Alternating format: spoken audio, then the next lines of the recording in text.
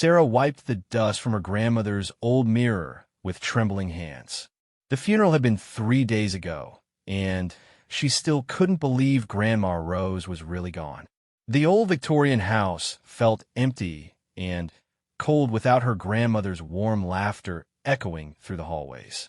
Moving through the cluttered attic, Sarah discovered boxes filled with memories she had never seen before. Photo albums from the 1940s, handwritten letters tied with faded ribbons, and antique jewelry that sparkled even in the dim light. But what caught her attention was an oil painting covered by a white sheet in the corner. When she pulled away the cloth, Sarah gasped. It was a portrait of a young woman who looked remarkably similar to herself. The woman had the same dark brown hair, the same delicate features, and the same small birthmark above her left eyebrow. But there was something strange about the eyes. They seemed too bright, too alive for a painting. At the bottom of the ornate golden frame, she found a small brass nameplate that read Kate Morrison, 1943. Sarah had never heard this name mentioned in her family before. She carefully lifted the portrait and carried it downstairs to the living room, where the afternoon sunlight could illuminate it better. The painting was incredibly detailed. Every strand of hair seemed real. Every fold in Kate's blue dress looked like actual fabric. But those eyes continued to disturb Sarah. They followed her as she moved around the room, and she could swear they held emotions that shifted from sadness to longing to something that looked almost like warning. Sarah decided to call her Aunt Margaret, her grandmother's youngest sister, who might know something about this mysterious Kate. Margaret lived across town in a small apartment filled with cats and memories of better times. Kate Morrison? Margaret's voice cracked through the phone. "Oh, honey, you shouldn't have found that painting. Your grandmother made me promise to never speak of Kate again." This response only made Sarah more curious. She pressed her aunt for information, but Margaret remained tight-lipped, only saying that some family stories were better left buried. Before hanging up, she warned Sarah to be careful with that painting and suggested she might want to store it back in the attic. But Sarah couldn't stop staring at the portrait. She spent the evening researching the name Kate Morrison online, but found nothing useful. The woman in the painting appeared to be from the 1940s based on her clothing and hairstyle, which would make her around the same age as Sarah's grandmother would have been. That night, Sarah placed the painting in her bedroom, leaning it against the wall where she could see it from her bed. As she drifted off to sleep, she felt as though those painted eyes were watching over her, but not in a comforting way. There was something urgent about the gaze, as if Kate was trying to communicate something important. Sarah woke up around 3 in the morning with an uneasy feeling.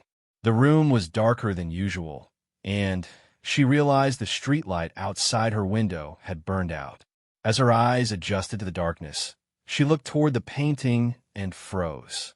In the dim moonlight filtering through her curtains, Kate's eyes seemed different somehow. They appeared larger, more intense, and filled with what looked like desperation. Telling herself it was just her imagination playing tricks in the darkness, Sarah turned on her bedside lamp. Under the warm yellow light, the painting looked normal again. Kate's eyes were exactly as they had been when she first discovered the portrait. Sarah shook her head, laughing at herself for being so silly, and went back to sleep. The next morning, Sarah decided to clean the painting properly. She used a soft cloth and special cleaning solution she had researched online for caring for oil paintings. As she gently wiped away years of dust and grime, the colors became more vibrant. Kate's skin looked more lifelike, her dress more vivid, and her eyes even more penetrating. While cleaning, Sarah noticed something odd about the signature in the corner. The artist had signed it R. Morrison with a date of 1943. Morrison was Kate's last name according to the nameplate, but it was also Sarah's grandmother's maiden name. Rose Morrison had become Rose Patterson after marrying Sarah's grandfather. The realization hit Sarah like a cold wave. Could this Kate be related to her grandmother? Maybe even a sister? But Grandma Rose had always said she was an only child.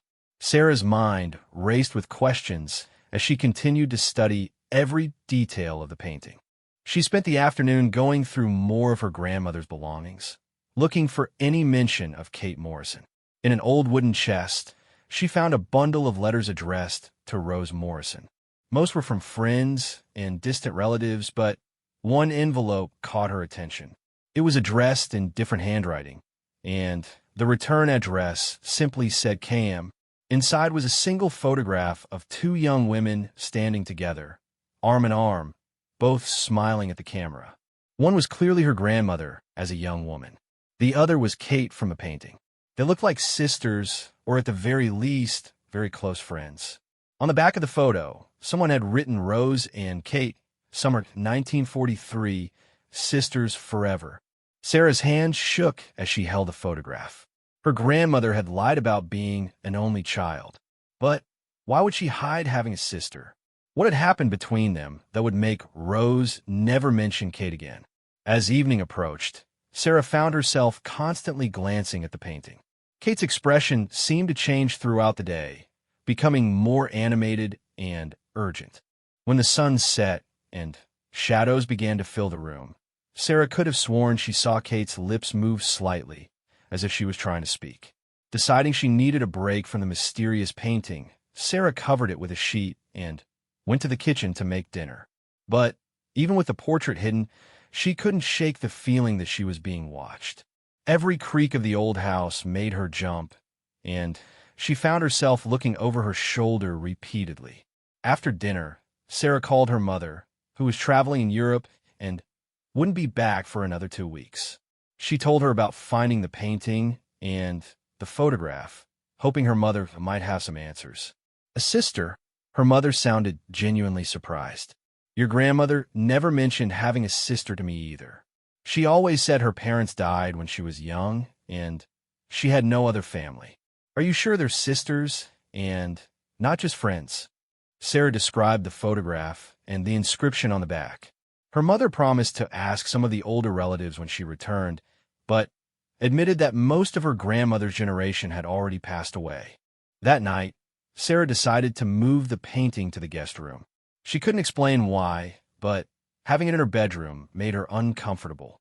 As she carried it down the hall, the sheet slipped, and for just a moment, she could have sworn Kate's eyes looked directly at her, and the painted mouth formed a silent word, help. Sarah quickly recovered the painting and placed it in the guest room, closing the door firmly behind her. She told herself that grief was making her imagine things, that losing her grandmother had affected her more than she realized. Paintings don't move or speak. It was just her mind playing tricks on her. But as she lay in bed that night, Sarah couldn't stop thinking about Kate Morrison. Who was she really? What had happened to her? And why had her grandmother hidden the truth about having a sister? The questions swirled in her mind as she finally fell asleep, unaware that down the hall, behind the closed door of the guest room, something extraordinary was beginning to happen to Kate's portrait. The eyes that had watched Sarah all day were growing brighter, more alive, and more desperate with each passing hour. In her dreams, Sarah heard a woman's voice calling her name, pleading for help, begging to be remembered. The voice was soft but urgent, filled with a sadness so deep it made Sarah's heart ache even in sleep. When she woke the next morning, she could still hear the echo of that voice, and she knew she had to uncover the truth about Kate Morrison, no matter what family secrets it might reveal. The morning sunlight streamed through her bedroom window as Sarah got dressed, but she avoided looking down the hall toward the guest room. Something told her that when she opened that door again, Kate's portrait would be different somehow. And deep in her heart, she knew that whatever had happened to Kate Morrison in 1943 was far from over. The story was just beginning, and Sarah was now part of it whether she wanted to be or not. Sarah stood outside the guest room door for several minutes before finding the courage to turn the handle. Her heart pounded as she slowly pushed the door open, not knowing what to expect. The sheet had fallen to the floor during the night, and Kate's portrait was fully visible in the morning light. What she saw made her stumble backward in shock. The painting had changed. Kate's eyes, which had been looking straight ahead yesterday, were now turned toward the door, as if she had been watching and waiting for Sarah to return. Her expression was no longer the serene, distant look of a portrait subject. Instead, her face showed clear distress, her eyebrows slightly furrowed, and her lips parted as if she was trying to speak. Sarah rubbed her eyes and looked again, certain she must be mistaken. But the change was undeniable. The woman in the painting was definitely looking in a different direction than before. The positioning of her head, the angle of her gaze, even the way the light fell across her features had shifted. With trembling hands, Sarah picked up her phone and took a picture of the portrait, then immediately scrolled back to compare it with the photo she had taken when she first discovered it. The difference was clear and impossible to deny. In the first photo, Kate was looking straight ahead with peaceful eyes. In the new photo, she was looking toward the door with unmistakable urgency. Sarah sank into the guest room chair, trying to process what this meant. Paintings don't change on their own. It defied everything she knew about reality. Yet here was proof that something impossible was happening in her grandmother's house. She decided to call Margaret again, this time demanding answers about Kate Morrison. When her aunt answered the phone, Sarah could hear the worry in her voice immediately. "You found the painting, didn't you?" Margaret said before Sarah could even speak. "I told you to put it away. Some things should stay buried, Sarah." "Aunt Margaret, the painting is changing. Kate's eyes are moving, and I think she's trying to communicate with me. I need to know what happened to her." There was a long silence on the other end of the line.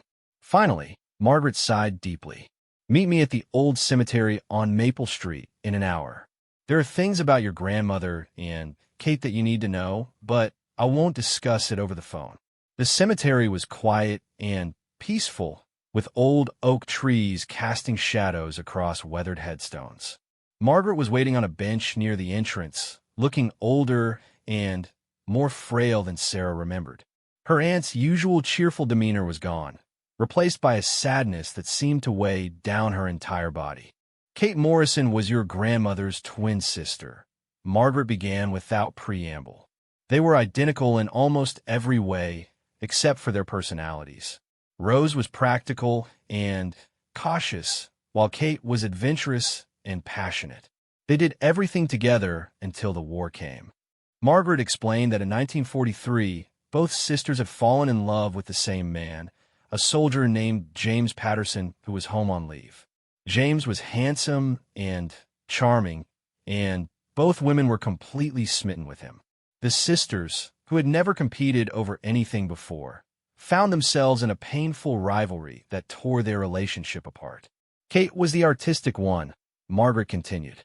"She convinced James to pose for a portrait she was painting of him. During those long sessions in her studio, they fell deeply in love. But James was confused about his feelings. He cared for both sisters and couldn't bring himself to hurt either one." As Margaret told the story, Sarah learned that Kate had discovered she was pregnant with James's child. Before she could tell him the news, James announced he had chosen Rose to be his wife. Kate was devastated, but she decided to keep the pregnancy secret rather than destroy her sister's happiness. Kate left town right after Rose and James's wedding, Margaret said, her voice barely above a whisper. She went to live with distant relatives in another state. Rose never knew about the pregnancy. Kate wrote letters asking Rose to forgive her for leaving so suddenly, but Rose was hurt and angry. She never replied to a single letter. Sarah felt her heart breaking as she listened to this tragic story. What happened to Kate and the baby? Margaret's eyes filled with tears. Kate died in childbirth 6 months later. The baby, a little girl, survived but was given up for adoption. Kate's last words, according to the relative who was with her, were asking for Rose to forgive her. The weight of this revelation hit Sarah like a physical blow. Kate had died alone, believing her sister hated her, never knowing that Rose would have forgiven her if she had only known the truth. And Rose had spent her entire life not knowing that her twin sister had died giving birth to her child. But why is the painting changing now? Sarah asked, "Why is this happening after all these years?" Margaret looked uncomfortable. Your grandmother had the painting commissioned after Kate left. She hired an artist to paint Kate's portrait from a photograph, hoping it would help her feel closer to her sister. But when the news of Kate's death reached her, Rose couldn't bear to look at it anymore. She stored it in the attic and never spoke of Kate again. As they walked through the cemetery, Margaret led Sarah to a small, neglected grave marker in the far corner. The headstone was simple and weathered, reading Catherine Morrison, 1925 to 1943, beloved sister and mother. Wildflowers grew around the base, and someone had recently left fresh roses. I've been visiting Kate's grave for years, Margaret admitted. I was younger then, but I remember how much Rose grieved for her sister, even though she never admitted it. I think Rose knew, deep down, that Kate had left for a good reason. Sarah knelt beside the grave and placed her hand on the cool stone. As soon as she touched it, she felt a strange, tingling sensation, as if an electric current was running through the marker. The feeling was warm and comforting, but also filled with an overwhelming sense of sadness and longing. I think Kate's spirit has been trying to reach Rose all these years, Margaret said softly. Maybe now that Rose has passed away, Kate is trying to make contact through you. You look so much like both of them when they were young. They spent another hour at the cemetery while Margaret shared more memories of the sisters. She told Sarah about their childhood, their dreams, and their unbreakable bond before the tragedy that separated them forever. As the sun began to set, they made their way back to their cars. "What should I do about the painting?" Sarah asked. Margaret thought for a moment. Maybe you should try talking to her. If Kate's spirit is really trying to communicate, perhaps she needs to know that someone finally understands what happened. That evening, Sarah returned home with a heavy heart. The house felt different now, charged with emotion and unfinished business. She made her way to the guest room where Kate's portrait waited. The painted eyes immediately fixed on her as she entered, and Sarah could see the hope and desperation in them more clearly than ever. Sarah pulled up a chair and sat directly in front of the painting. "Kate, I know your story now. I know about James, about the baby, about how you died alone, thinking Rose hated you." As she spoke, Sarah could have sworn she saw Kate's expression soften slightly.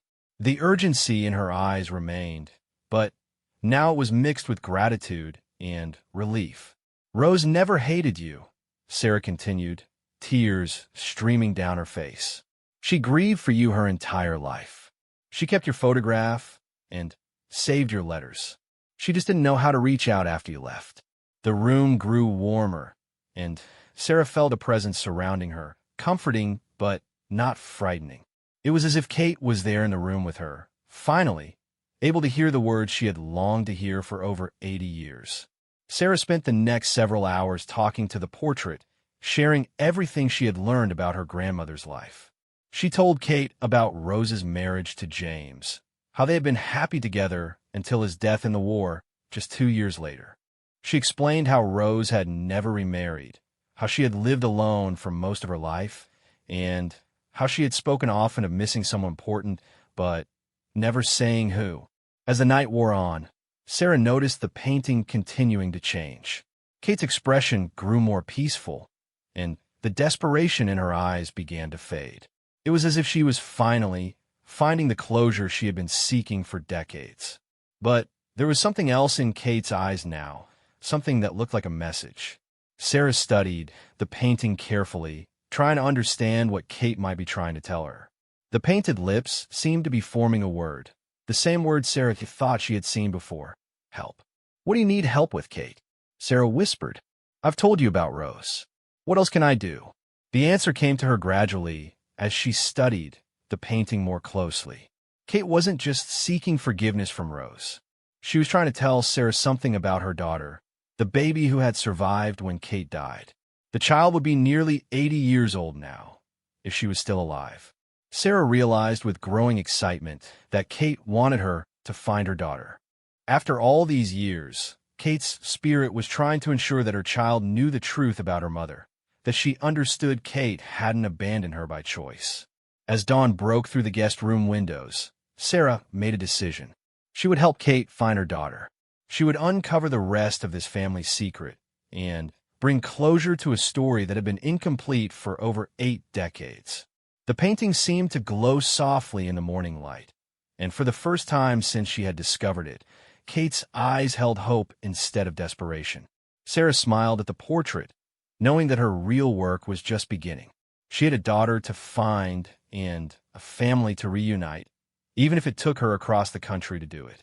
Sarah spent the next 3 days researching adoption records from 1943, but quickly discovered that finding information from that era would be nearly impossible. Most records were sealed, and many had been destroyed over the decades. She felt frustrated and overwhelmed by the enormity of the task ahead of her. However, every time she looked at Kate's portrait, she found renewed motivation. The painting continued to change subtly each day. Kate's eyes now held encouragement instead of desperation, as if she was guiding Sarah through this journey. Sometimes Sarah caught glimpses of other emotions in those painted features: pride, determination, and something that looked remarkably like maternal love. On Thursday morning, Sarah decided to visit the local library's genealogy section. The elderly librarian, Mrs. Chun, had been helping people trace their family histories for over 30 years. When Sarah explained what she was looking for, Mrs. Chun's eyes lit up with interest. Adoption records from the 1940s are challenging, Mrs. Chun admitted, but not impossible to trace. We need to start with the location where the birth took place. Do you know which state Kate went to? Sarah remembered Margaret mentioning distant relatives, but she hadn't asked for specifics. She called her aunt immediately, and Margaret provided the crucial information. Kate had gone to stay with their cousin Emma in Burlington, Vermont. Armed with this new lead, Sarah and Mrs. Chun began searching through Vermont birth record from 1943. After several hours of careful examination, they found what they were looking for: a birth certificate for baby girl Morrison, born on November 15, 1943, mother listed as Catherine Morrison, father unknown.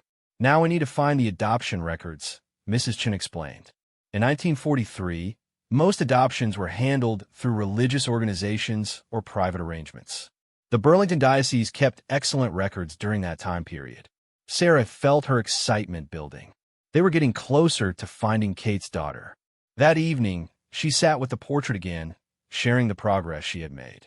Kate's painted expression seemed brighter, more hopeful than ever before. "I'm going to Vermont tomorrow," Sarah told the portrait. "I'm going to find your daughter and tell her about you." The next morning, Sarah packed a bag and drove the 6 hours to Burlington. She had made an appointment with the diocesan archives, where a kind priest named Father Martinez helped her search through adoption records from 1943. Baby girl Morrison was adopted by a family named Collins. Father Martinez informed her after an hour of careful searching. Thomas and Mary Collins. They renamed her Elizabeth Rose Collins. The adoption was finalized in December 1943. Sarah's heart skipped a beat when she heard the middle name, Rose. Even in death, Kate had found a way to honor her sister by giving her daughter that name. Father Martinez provided Sarah with the last known address for the Collins family, though he warned her that the information was over 80 years old. The address led to a modest neighborhood in the older part of Burlington, where Sarah found a well-maintained house with a small garden full of roses. An elderly woman answered the door when Sarah knocked. She had silver-gray hair and kind blue eyes, and something about her features reminded Sarah of the woman in Kate's portrait. "Are you Elizabeth Collins?" Sarah asked nervously. "I was," the woman replied with a warm smile. "I'm Elizabeth Walker now. I've been married for 55 years. Can I help you with something?" Sarah took a deep breath and explained who she was and why she had come. She told Elizabeth about finding Kate's portrait and learning the story of her birth mother.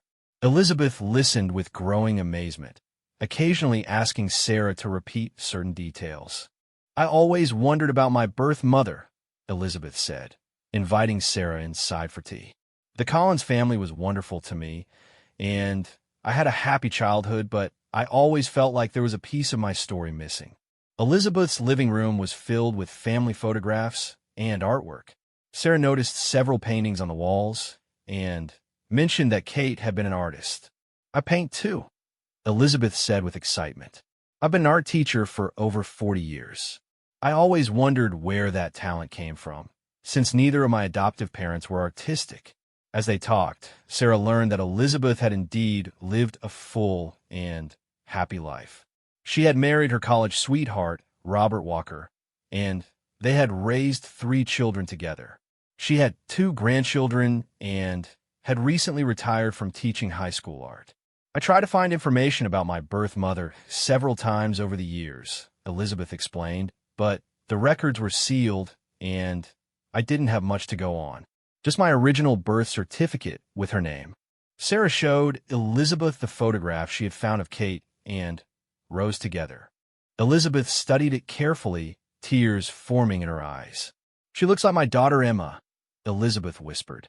"My Emma has that same smile and those same expressive eyes."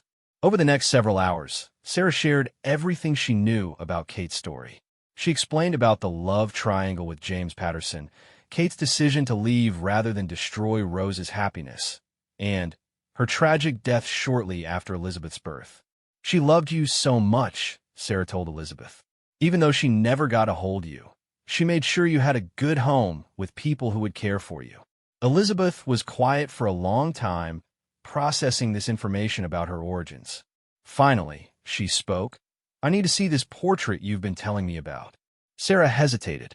How could she explain that the painting seemed to be alive, that Kate's eyes moved, and her expression changed? Elizabeth might think she was crazy. "There's something unusual about the painting," Sarah said carefully. "It might sound strange, but I believe Kate's spirit is somehow connected to it. The portrait has been changing since I found it." To her surprise, Elizabeth didn't look skeptical.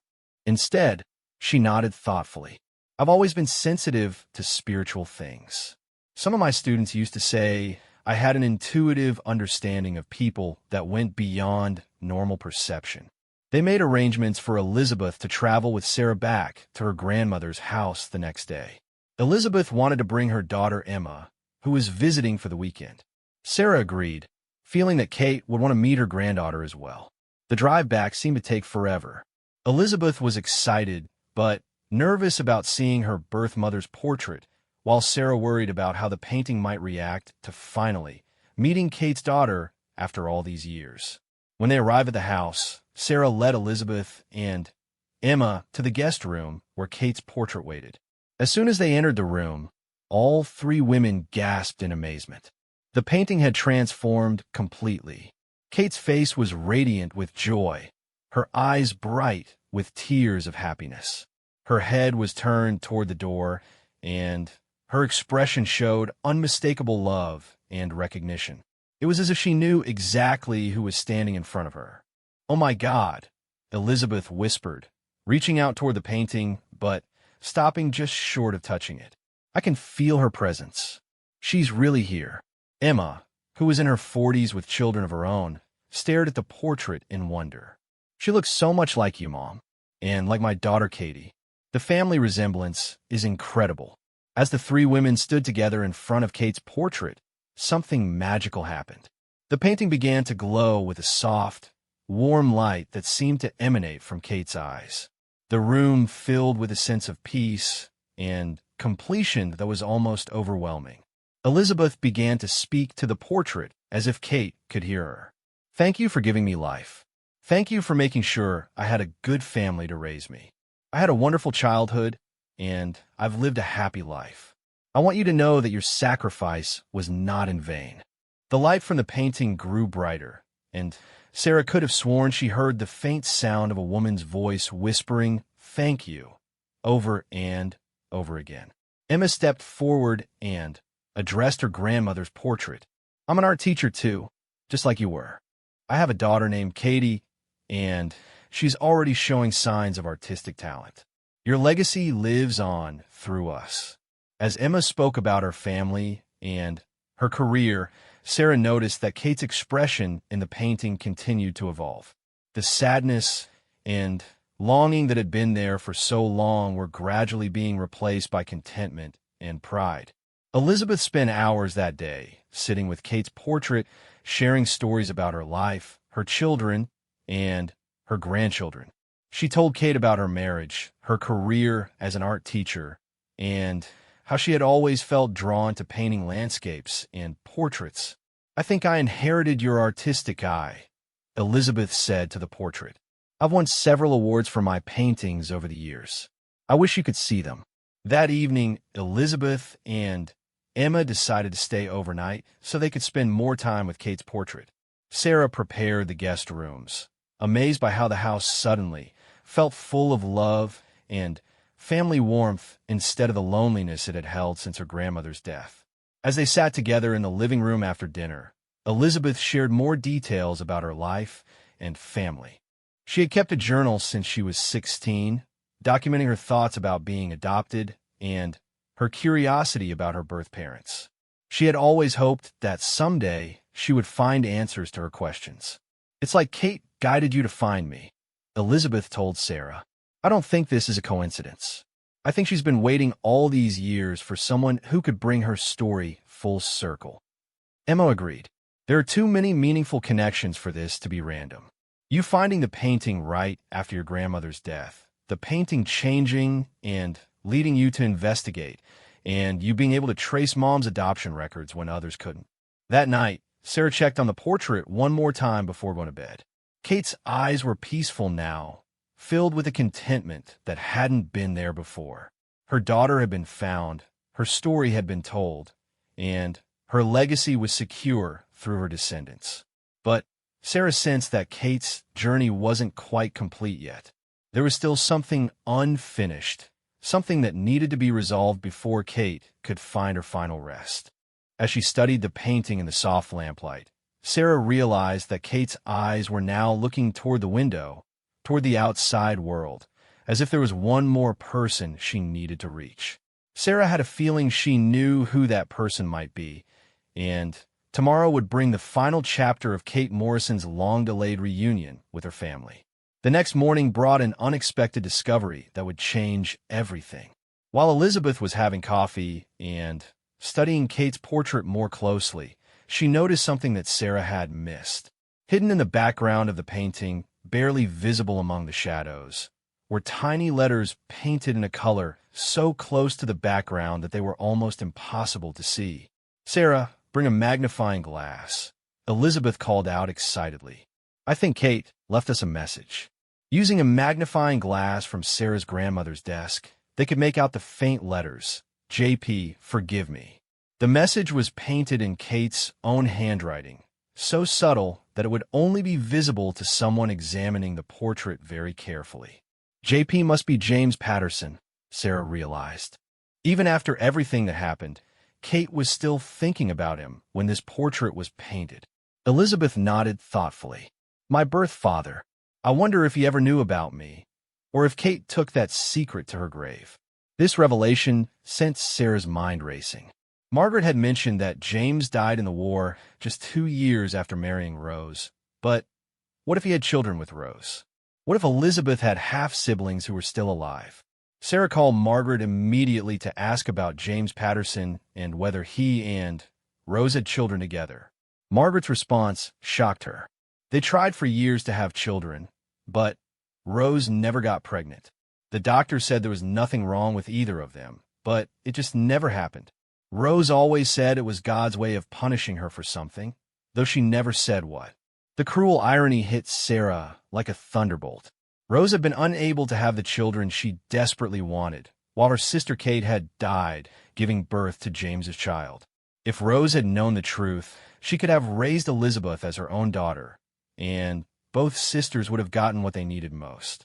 "There's more," Margaret continued. "James had a younger brother named Michael who survived the war. He married and had children.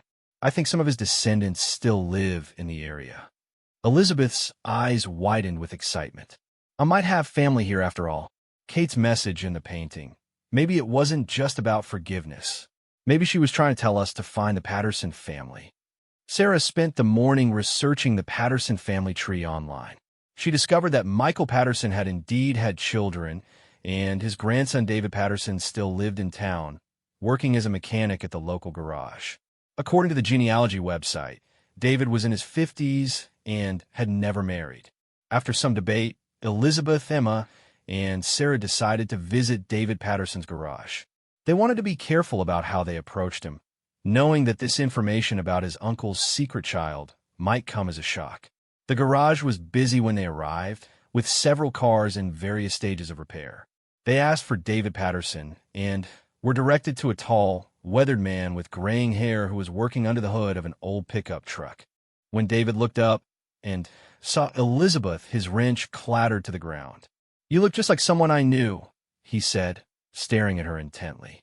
"Just like my grandmother Patterson when she was young." Sarah took this as a promising sign and carefully explained who they were and why they had come. She told David about Kate's portrait, about discovering Elizabeth's identity, and about the hidden message mentioning JP. David listened with growing amazement. When Sarah finished her story, he wiped his hands on his coveralls and gestured for them to follow him to his office. "I have something to show you," David said, pulling out an old photo album. "My Uncle James wrote letters home during the war. In one of them, he mentioned being torn between two sisters named Kate and Rose. He never said what happened, but he wrote that he had made a choice that broke one sister's heart and might have ruined his chances for happiness." David showed them a letter dated just weeks before James was killed in action.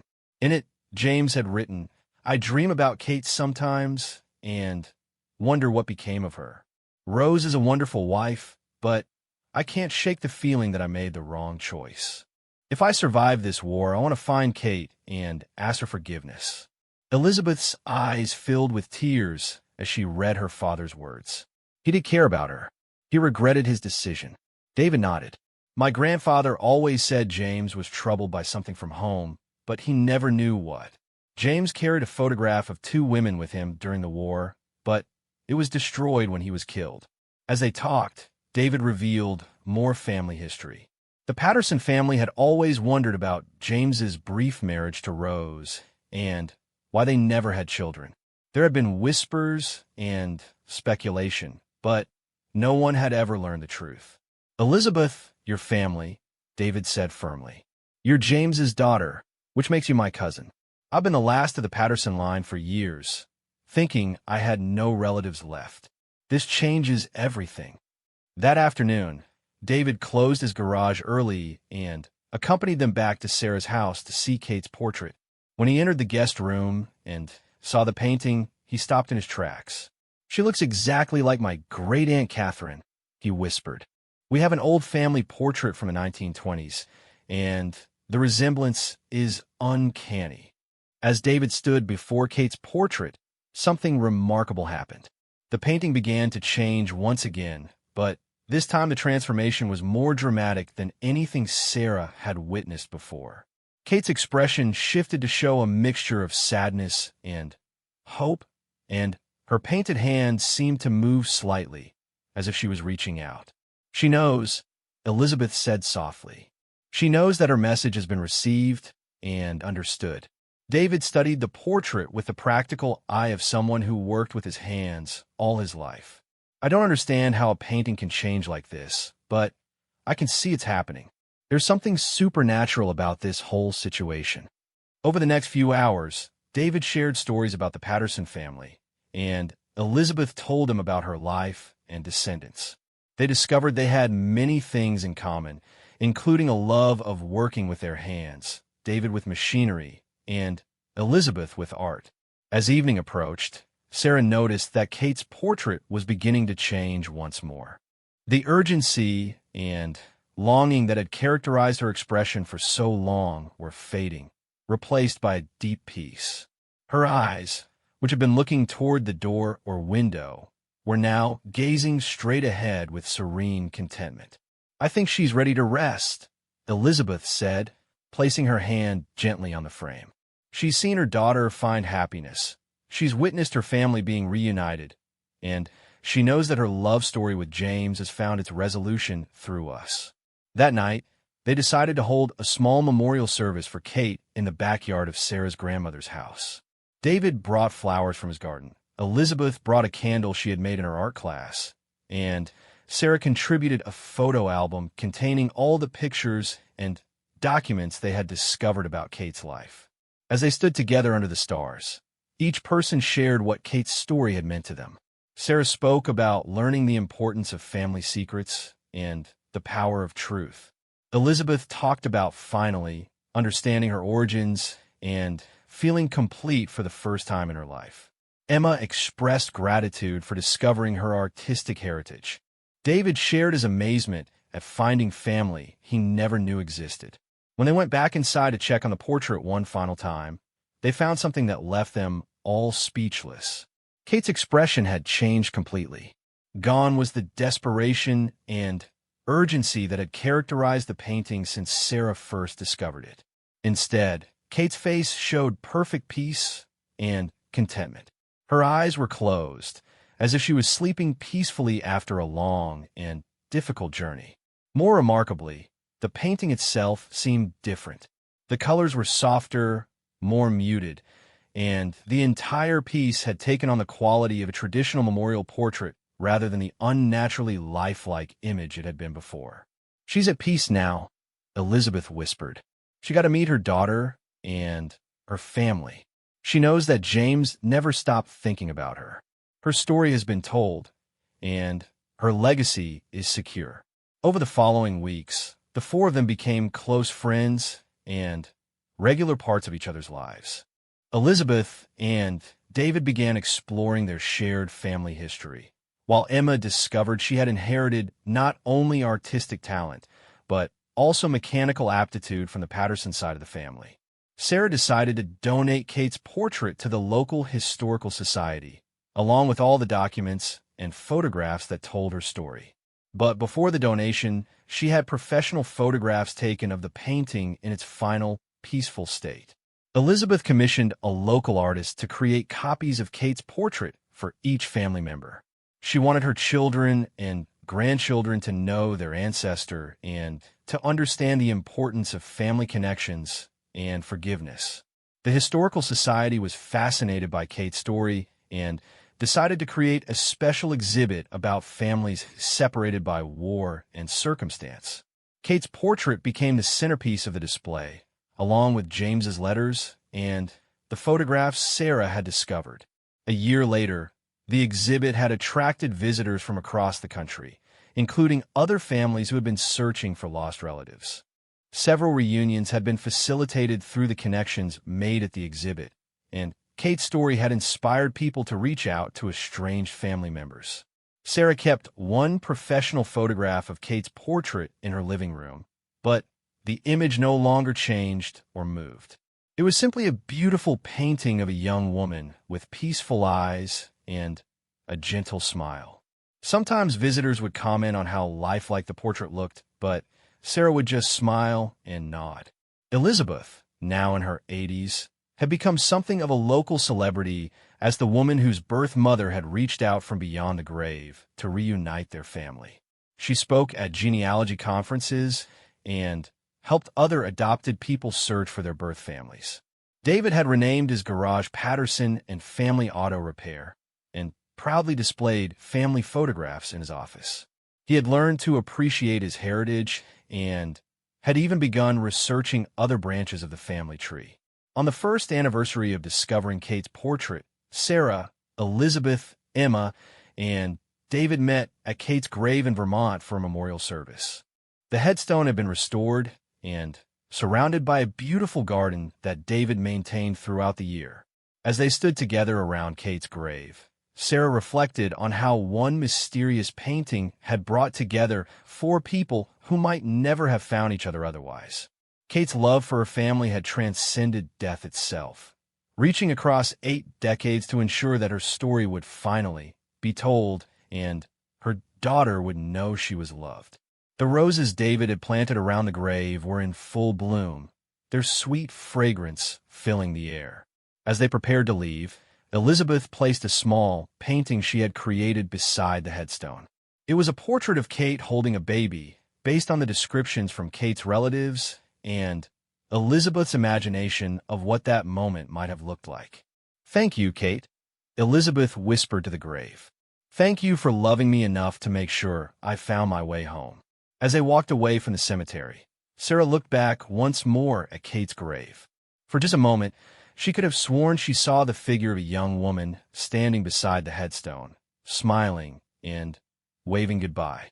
But when she blinked and looked again, there was only the gentle movement of roses swaying in the evening breeze. Kate Morrison's portrait had changed overnight, and in doing so had changed the lives of everyone who encountered it. Her eyes had been unrecognizable at first because they held 80 years of accumulated longing and love. But in the end, they became clear and peaceful, reflecting a spirit that had finally found the rest it had been seeking. The story of Kate's portrait became a testament to the enduring power of family love and the importance of truth in healing old wounds. And while the painting no longer moved or changed, its message continued to resonate with everyone who heard Kate's story. Love transcends death. Family bonds can never truly be broken. And sometimes the most important reunions happen when we least expect them.